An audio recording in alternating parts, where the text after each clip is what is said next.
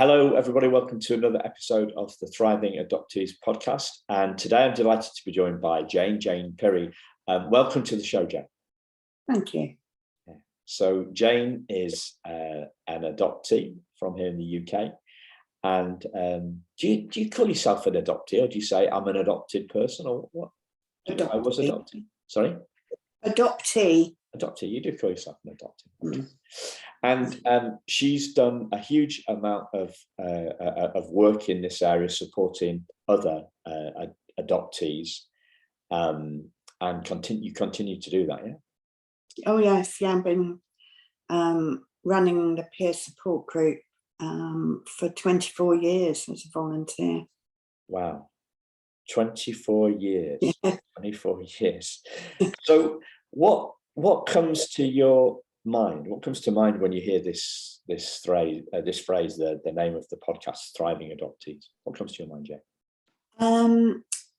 Well, the first thing that came to mind was that when I applied in my 40s to have my records opened, and I met my post-adoption worker, who became a key person in my life, actually.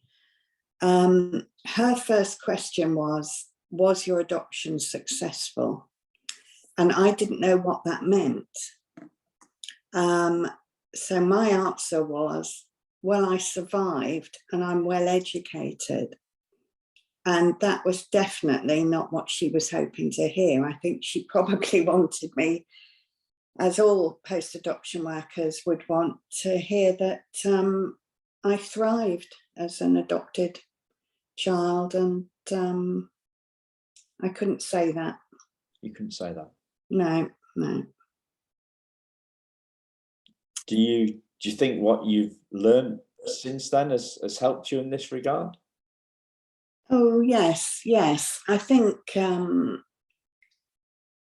perhaps not thriving in the way that is wanted, you develop other skills and resilience and adaptability and just other qualities that are useful in life. Yeah. And in our group, we've got such a mixture of people. The age range is from 18 to 84, 85. And some have had very happy adoptions and are very close emotionally to their adoptive parents, and other people had bad experiences, were sexually or physically abused. And then there are people in the middle who aren't quite sure whether it was a good experience or a bad experience. Does that, because obviously, you know, when the post-adoption worker is saying, she's asking you to put to sum it all up in a yes no. Was it successful? Yes or no? I mean, it seems to be quite a black and white question, quite a reduction. Is the word reductionist? No, I think they see it as a door which may need to be opened. Obviously, if it's been if it's a yes answer,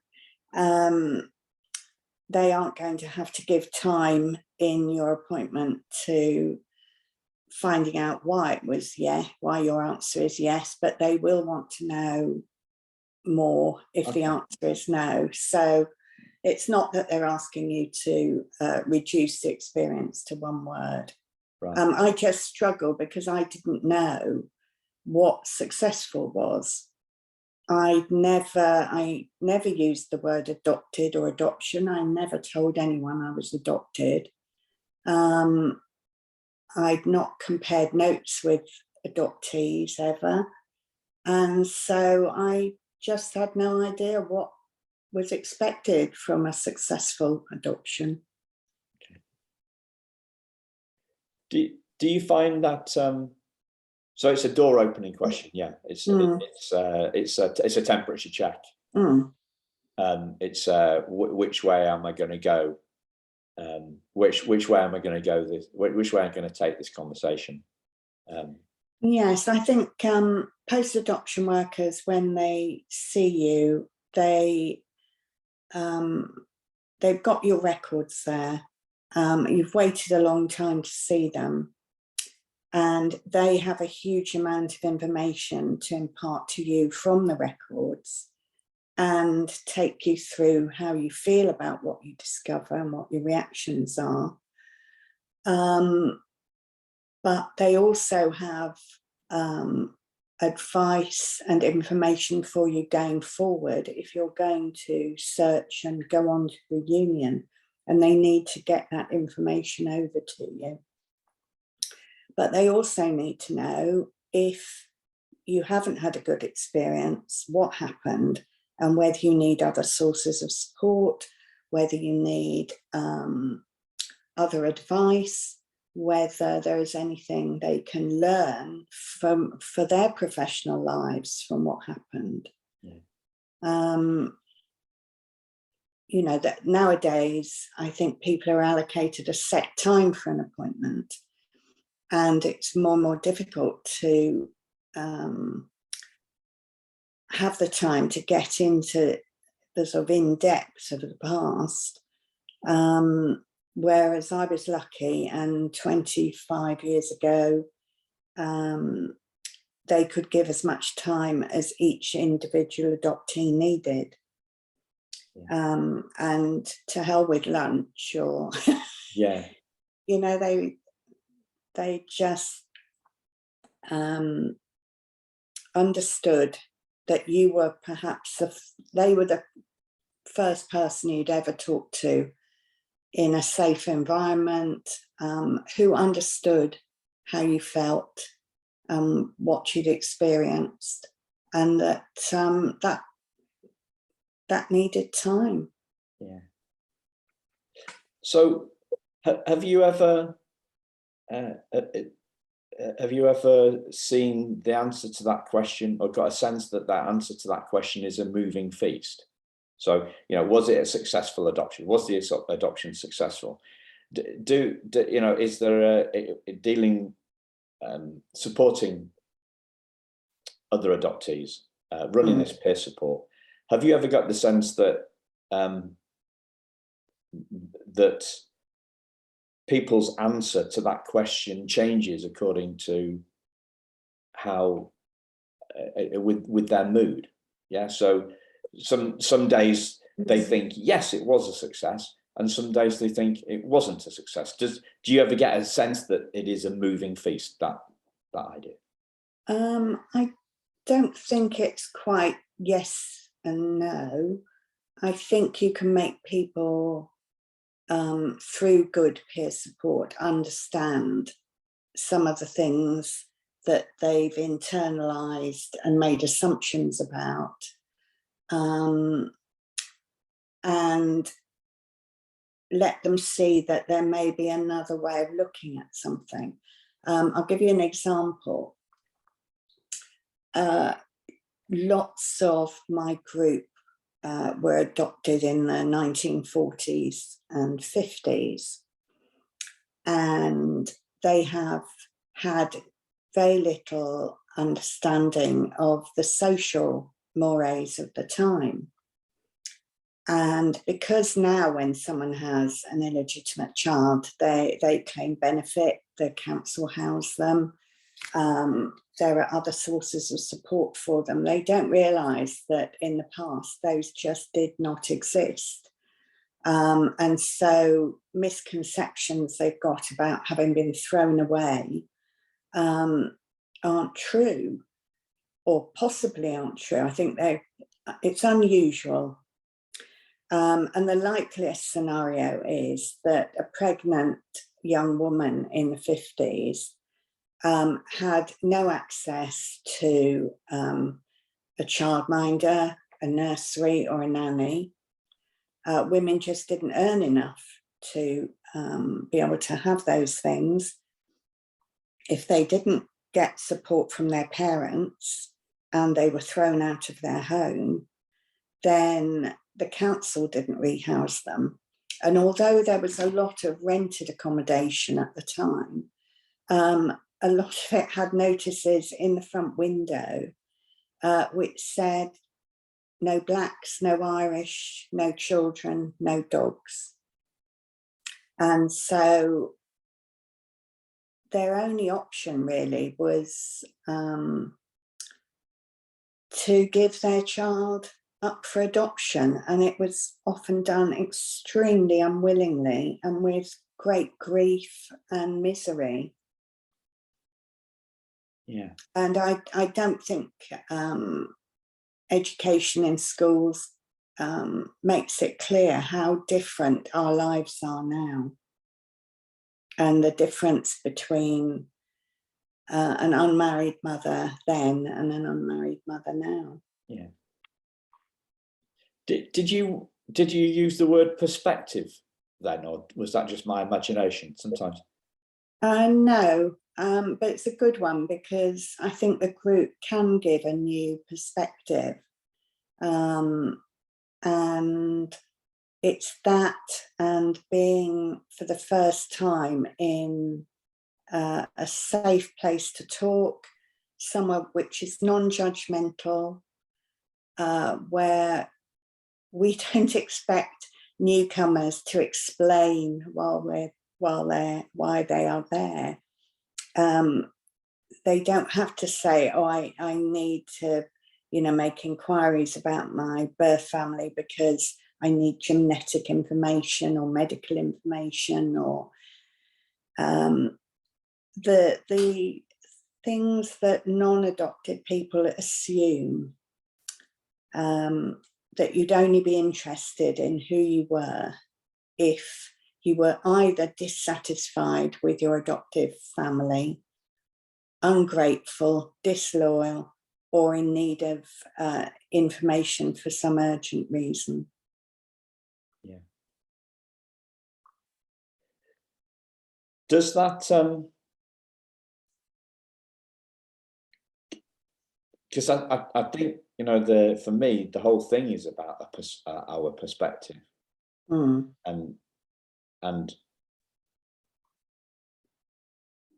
But the perspective has to happen for us. It has to happen within us. What the perspective shift, the shift in perspective. So this idea that you're talking about, we assume that welfare was then for our birth mothers what it is now for birth mothers, and therefore they had an option. But what you're saying is that they, in many cases, they didn't have that option, and therefore this idea, this thrown away idea, is a complete fallacy, because they had no other option. Now, yes, that's a shift that has to happen within us. We have to see that for ourselves, right? We don't a change in perspective has to happen on the inside. What somebody says on the outside is of no matter. That's just an external opinion. Whereas this stuff has to, the shift in perspective has to happen on the inside. So what do you think helps adoptees thrive? Well, I think it starts with a good match by social workers. And I've got an adoption joke. I've never really seen one before, but can I tell you the joke? You certainly can, yeah. I've never heard an adoption joke either. It's because its adoption isn't funny. Here's the problem. A couple who work in a circus go to an adoption agency. The social workers there raise doubts about their suitability. The couple produce photos of their 50-foot motorhome, which is equipped with a beautiful nursery. The social workers are then doubtful about the education the child will get.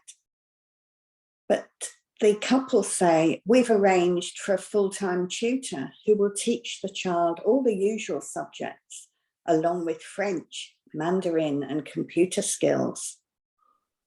And then there are doubts about raising the child in a circus environment. And they counter with, our nanny is an expert in paediatric welfare and diet. And eventually the social workers are finally satisfied, and they ask, what age child are you hoping to adopt? And the couple say, it doesn't really matter as long as he fits in the canon.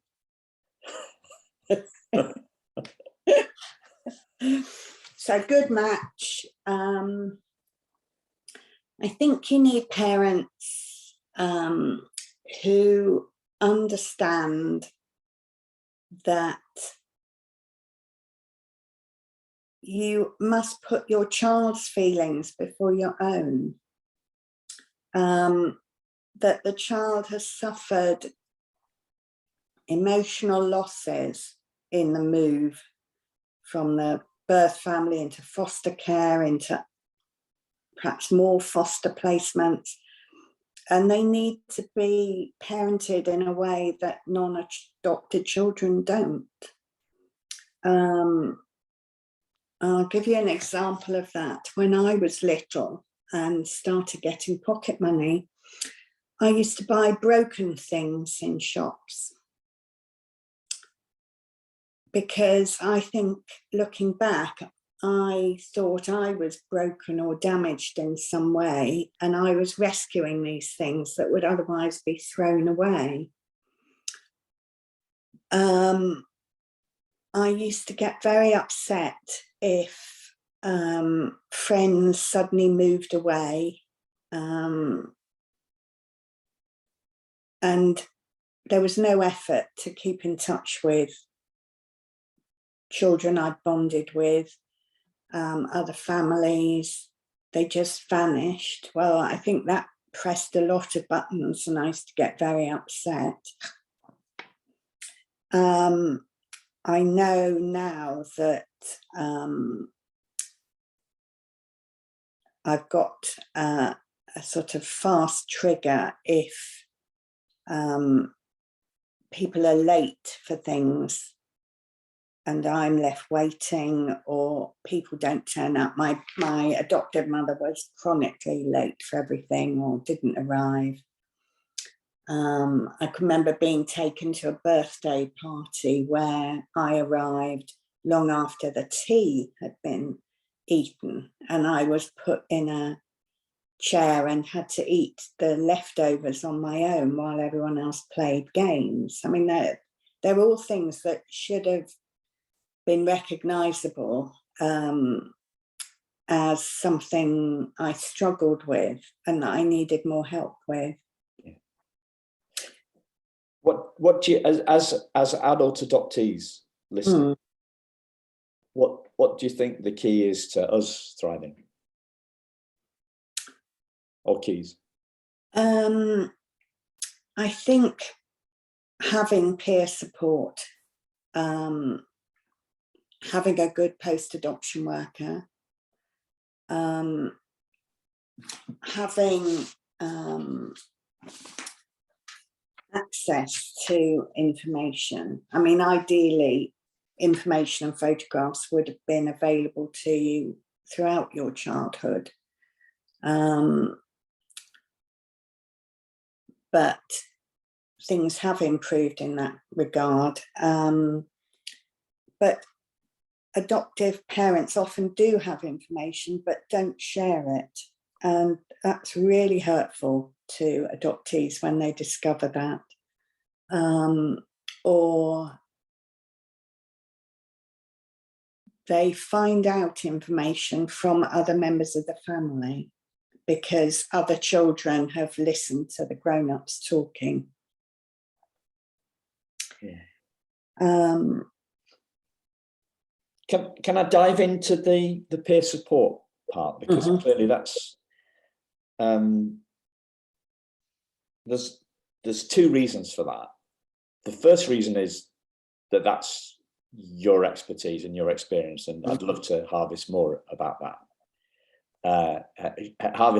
Share that more with the listeners.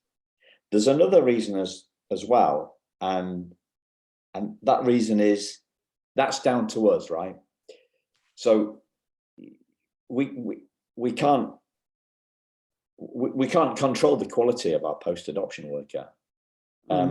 We can't control the information that is available to us, and we can't control what information we get from our adopted parents. But what we can do is seek out our own support, seek out our own support from other peers, right?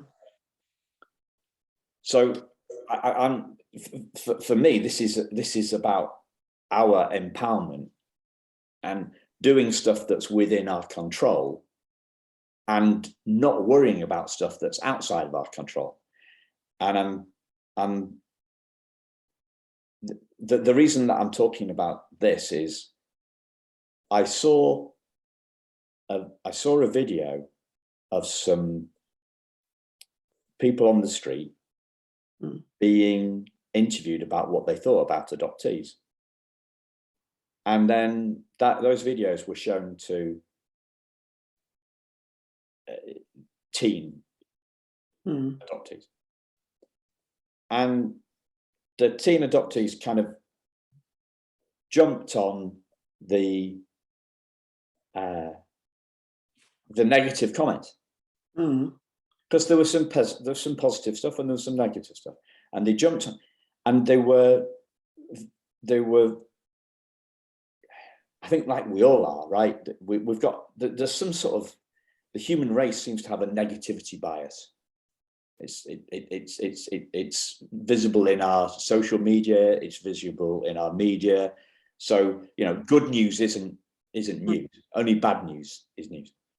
And kind of they jumped on this, and I thought this was really, really disempowering for me, because for us as adoptees, right? So we're waiting for the world to change their view of us as adoptees. If we're waiting, we're going to be waiting a long time. And that really scared me. And I thought that was really, really disempowering. And I've mentioned this to a few people, and it never seems to have much of a reaction when I share that. I mean, do you see where I'm going with this? I do, and I think teenage adoptees and adult adoptees often have very low self-esteem and low confidence, and therefore they see the negative in themselves all the time ahead of any positive qualities. And other non-adopted people see adoptees as somehow lurking in their background is some awful story, some terrible story, and that at some stage this will come out. I mean, if you watch any kind of detective serial or story, the minute somebody is revealed as being adopted, you know they're the killer. That's just the script writer's assumption that bad blood will out. I think there was one on the other day, a new one, D.I. Ray, and that was about adopted triplets. Was the I watched that last night. Oh, yeah. So there was, well, but out of the three, right? Yes. What one unfortunately died. Yeah. One had achieved incredible success in life, and the other, and another triplet had actually murdered the guy who's done well, murdered his wife, posing as him. Yeah, and murdered someone else as well. And murdered his wife and his and murdered also his the woman he was having an affair with. Yes. Yeah. So I think there's a lot to learn. I think that adoptees don't just learn from joining a support group. I think there is a lot of literature out there, that there are some positive TV programs. Quite a lot of men have joined my support group after seeing Long Lost Family and seeing a man cry when he is told that no, his birth mother didn't throw him away. She fought tooth and nail to keep him. But the pressure at the time was because there were no fertility drugs. If a couple didn't conceive naturally, there was no other option than to adopt. And there were many private adoption agencies, church agencies, social services were very keen to take children from mothers that they regarded as unfit because they'd had sex before marriage and donate them, sometimes with a large financial gift coming the other way, donate them to what were seen as deserving couples who, through no fault of their own, couldn't have children. So there was a huge social pressure to solve two problems at once. But our group began with 5 ladies. We were joined by a man fairly early on, but he joined us because he recognized he had issues that probably came from his adoption to do with not having confidence, being very wary of women, not feeling that any woman would want him because his mother hadn't. So there must be something wrong with him that other people could see. And he hoped that he might find a wife in our group. Because he'd worked out that a female adoptee might have the same issues or similar. And bless him, what he found was 5 mothers. And then a few men joined over the years. I mean, I've never kept a record of exactly how many people have been and gone through the group. There are 76 on the mailing list at the moment, but we've been going for 25 years, and data protection means every now and then I have to ask people whether they want to stay in touch. And it is fixed geographically, this as well, isn't it? Well, it's fixed because I will only take people into the group who've been seen by a Surrey post-adoption worker. Okay. And I think we're very unusual in that we're a group where there's this cooperation between the state and the volunteer. It's my group, I decide how it runs, but they are incredibly supportive, the post-adoption workers, because they can see the effect the group has on adoptees, that those who are in a good, calm place and perhaps have thrived, perhaps not, but they can help other people who are going through the emotional upheaval of accessing their records, searching and having a reunion. They can make a difference to how all that goes. So what gets in the way of adoptees thriving? I think lack of information and photographs.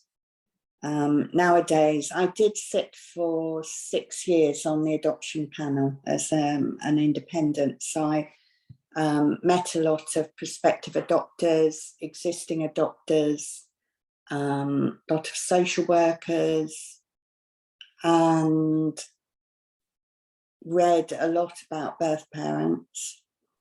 And nowadays children here have a life story book, but I've also heard people who are adoptive parents who don't know I'm adopted tell me that, you know, that went straight on top of the wardrobe. They're not going to show their child that.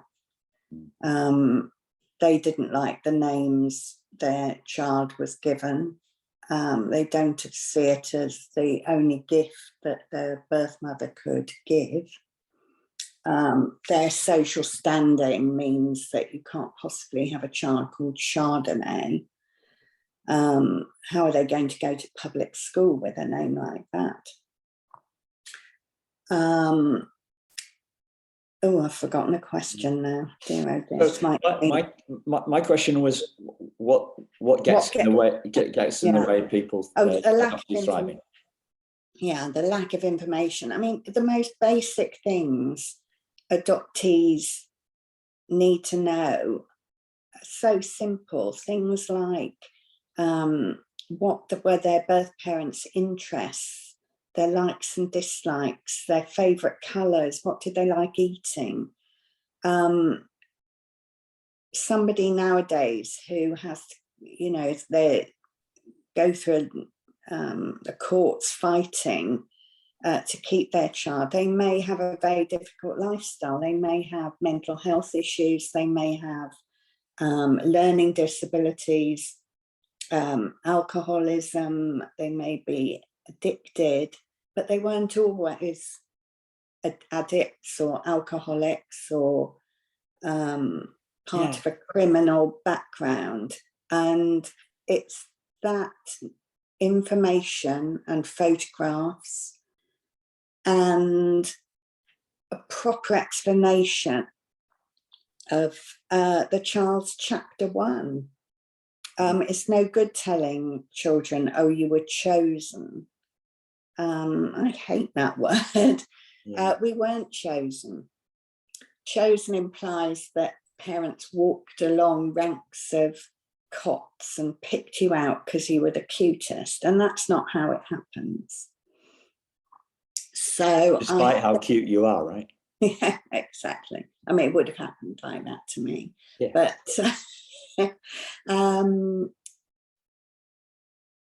chosen isn't enough. We need more information, age appropriate, and I think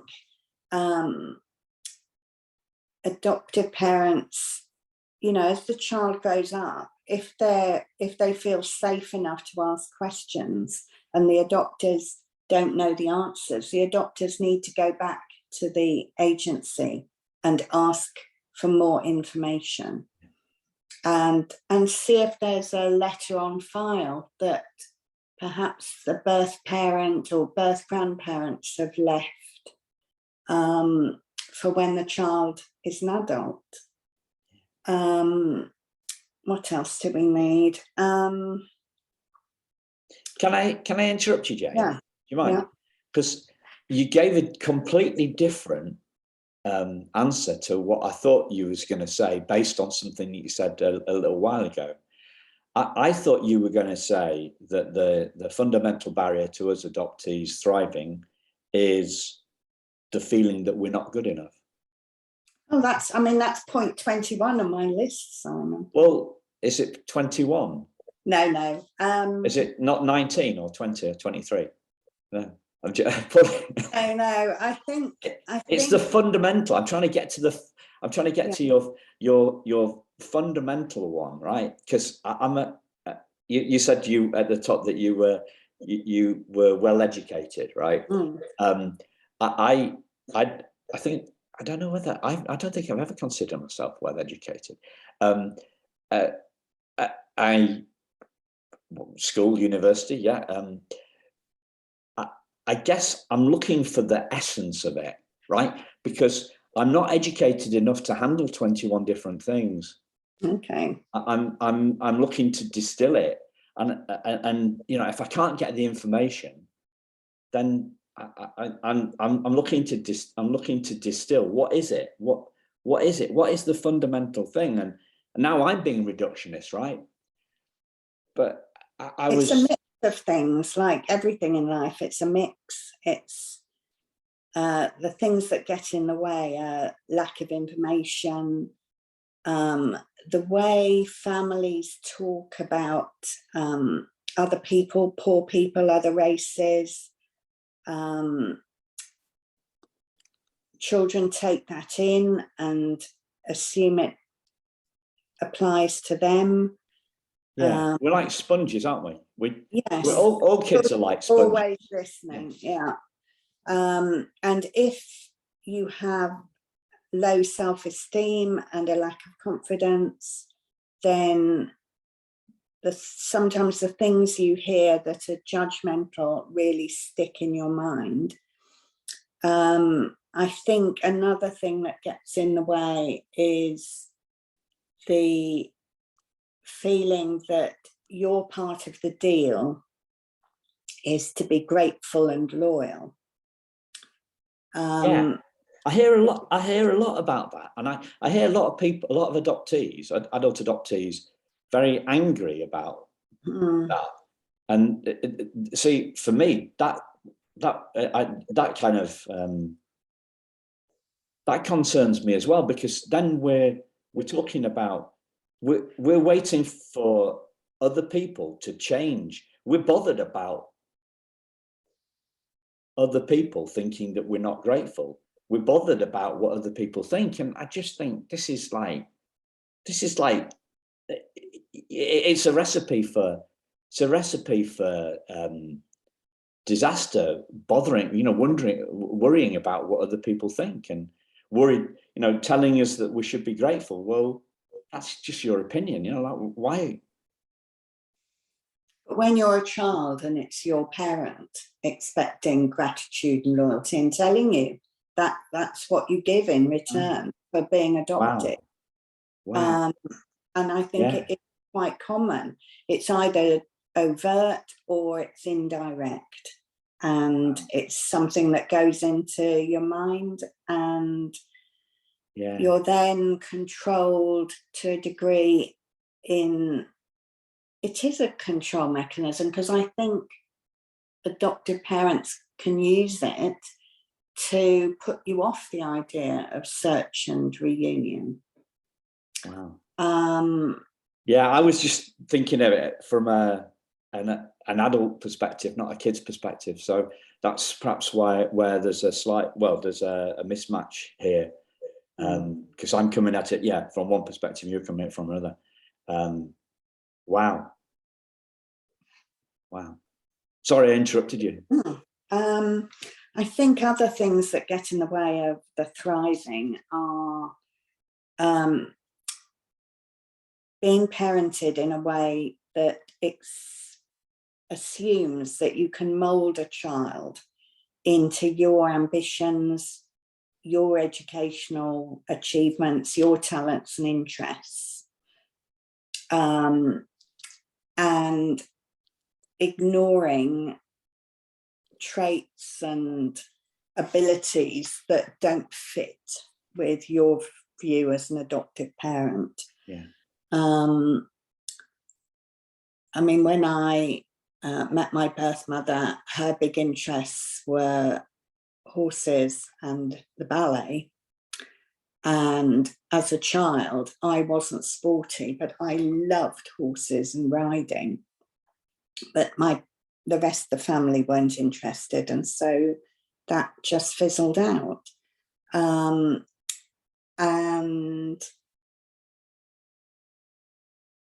our birthdays are very close together, and so when we met, we exchanged birthday cards for the first time, and we'd chosen a ballet photograph by the same photographer, obviously on the same shoot. Wow. And it would have been nice if my particular talents and interests had been developed and not ignored, because they weren't what my adoptive family did. The other things I think that stop a child thriving are not getting professional help when they need it. One of the reasons that I need all my adoptees to have seen a post-adoption worker is that they are going to deal with the anger. It's very difficult to deal with that in a group situation.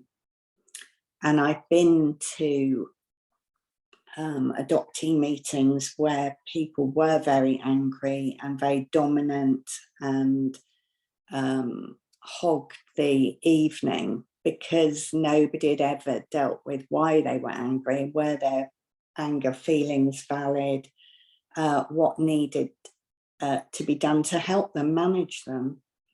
So that's part of the post-adoption worker's job, but it really should have been part of the adoptive parent's job. And I think that the fact that the first thing you know about yourself when you're told you're chosen is that somebody didn't want you. That is something that you as a child try to rationalize.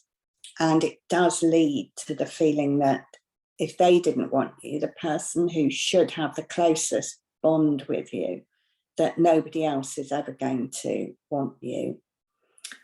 And going back to what I was saying earlier about the television programs helping, Long Lost Family hadn't, I don't think they had ever featured a man who was searching.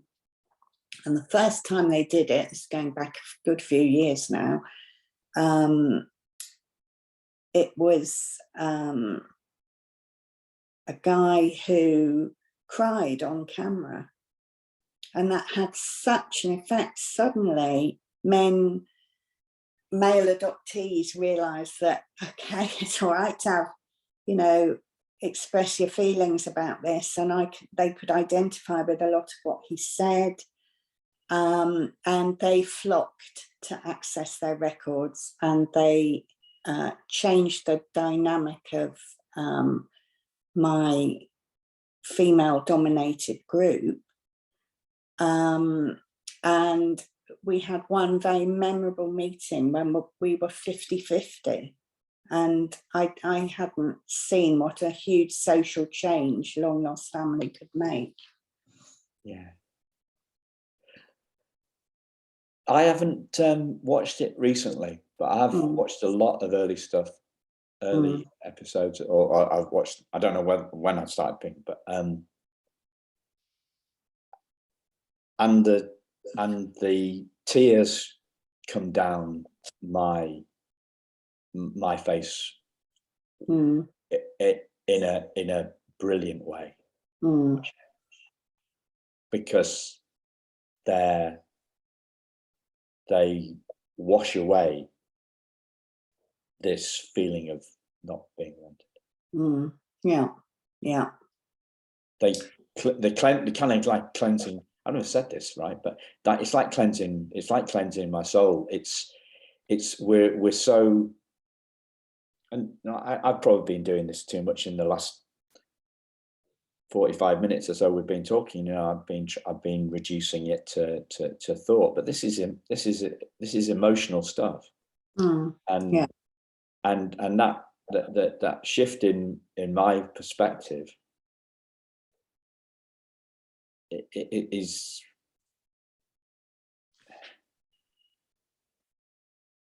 evidenced by the tears, right? Yeah. When I realized, when I realized that I was wrong, when I realized that the voice in my head that told me that I wasn't good enough was wrong. Yeah. And that's why I thought that's where you were going, especially when you talked about the rejection stuff. That's where I thought you were going to go in terms of the fundamental blocker. And for me, that's that is, like you asked me to give us some pointers for the conversation today. Mm. And I've done 150 odd of these podcasts, and I've never asked anybody. It's never occurred to me, right? Ask people what gets in the way of thriving. Mm. I bet no two people would come up with the same set of answers. No two people. But as I said, what went through my little head when you said, whatever, number 19 or number 21 was abject horror, Jane, because I thought I can't deal with 21 things. I'm just not bright enough or talented enough to do that. And I'm looking for the one thing. And it isn't a thing, it's a feeling.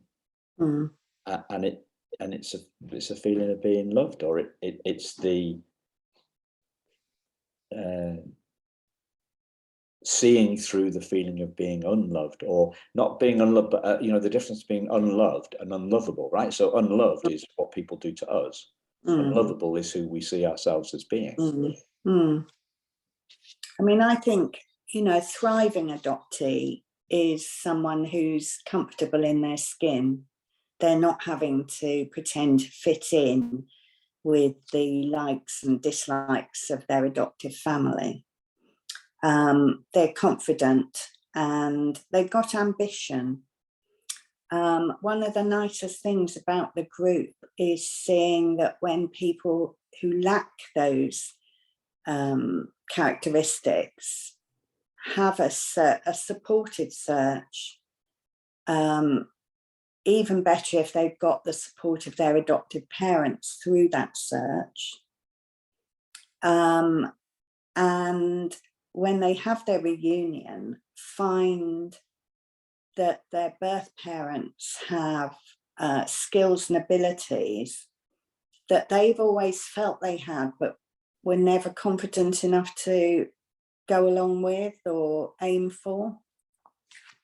And it takes them off in a new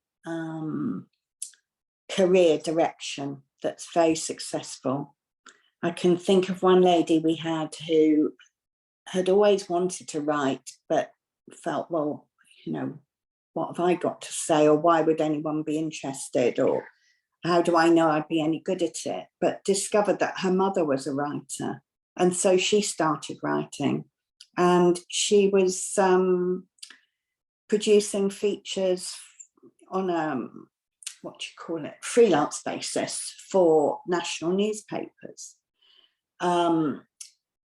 Another man had always been, good at his job, a valued employee, but he'd always wondered if he had the ability to start and run his own business. And when he met his birth mother, she's an entrepreneur. And he just knew, yes, it's in me, it's genetic, I can do this. And he has. I think a lot of the confidence comes from knowing your chapter 1 in your story, not imagining the worst. And definitely having adoptive parents who are open to questions about your adoption, who don't just dissolve into tears when a child asks anything. The child assumes that means they're upsetting their parent and they mustn't ask again. But what it might be is that it's awakening in the adoptive parent the feelings around why they had to adopt, why they couldn't have their own children. And their upset in that, which hasn't been properly dealt with, is coming out and is misinterpreted by a child who hasn't, who sort of reacts with retreating and stops asking. I think we've got adoptees in the group who've been perfectly free to tell their adopters that they want to search. They don't want to be asked every 5 minutes how it's going, what they've discovered. They don't want their doctor's opinions on what they've found. They need a certain amount of headspace to process what they're finding out. But they do want to be able to say, yes, I have, found my birth family and we're going to meet, and in time I would like you to meet them. And adoptees have said over the years, the nicest thing that's ever happened to them is at a joint party between, or joint event or celebration between the birth family and the adopted family, is seeing the two mothers thanking each other because one has enabled the other to be a parent. And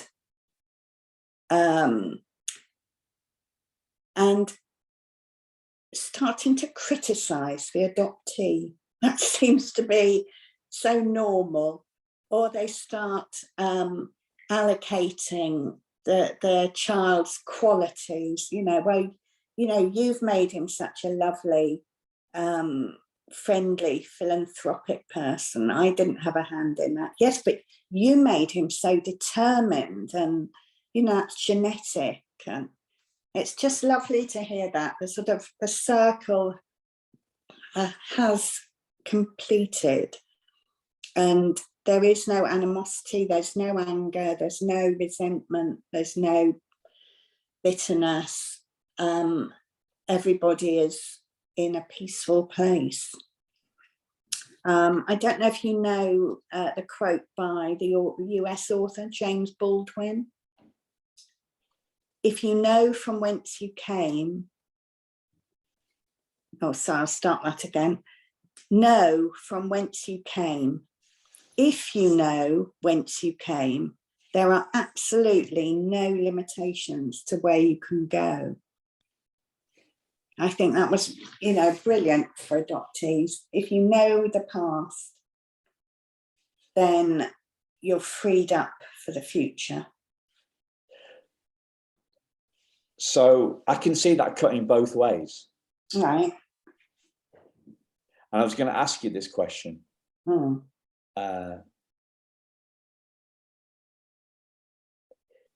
To what extent do adoptees' expectations that the information, that the search, that the reunion, to what extent does do their expectations of a happy ending in this lead them to postpone happiness? Yes, I think people wait to access their adoption file, partly because they do feel it would be ungrateful and disloyal to their adopters. That subliminal message has gone in. Some are so far in denial that they will tell me that they only have two parents, their adoptive parents.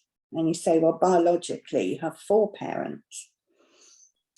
So I think they postpone because of their fear of upsetting their adoptive family. And they postpone because they don't know there is more information.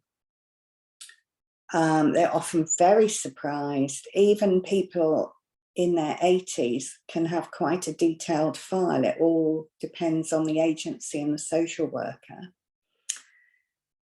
And they postpone because deep down they think if they were thrown away once, they will be rejected again. And it's the job of the group and their social worker to, dispel all those myths. Yeah. Needing to know who you are, who you look like, where your gestures come from, where your skills come from, is normal. It's not disloyal or ungrateful to want to know who you are. And there is information usually. I mean, I didn't have an adoption file. I had no information. But it didn't stop me searching for or finding my birth family. And even when someone accesses their file and discovers very distressing news, such as they were a foundling or that they was conceived by stranger rape, those can still result in positive reunions. And I would not have said that people who were conceived by stranger rape could have achieved that. And two of the nicest reunions were with very elderly ladies who'd been through that situation and then spent their whole lives wondering if their child was safe, was it loved, as all birth mothers do, I think. Every time there's a plane crash or a ferry sinking or a disaster, they look at photographs in the paper and think, is that my child? So I don't think even bad news in your information is going to mean there won't be a good result.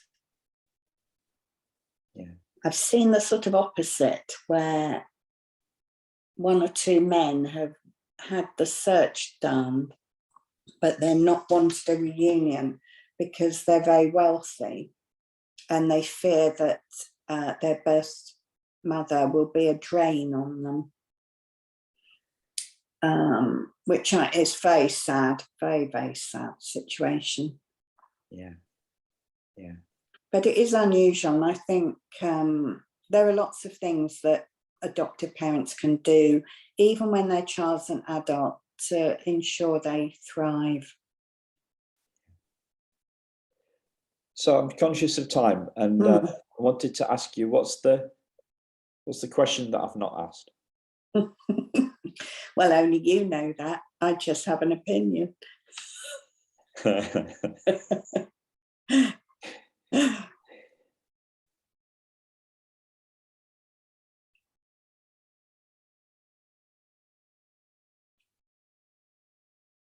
Feels like a good place to bring it in. Yeah. Obviously, you've described the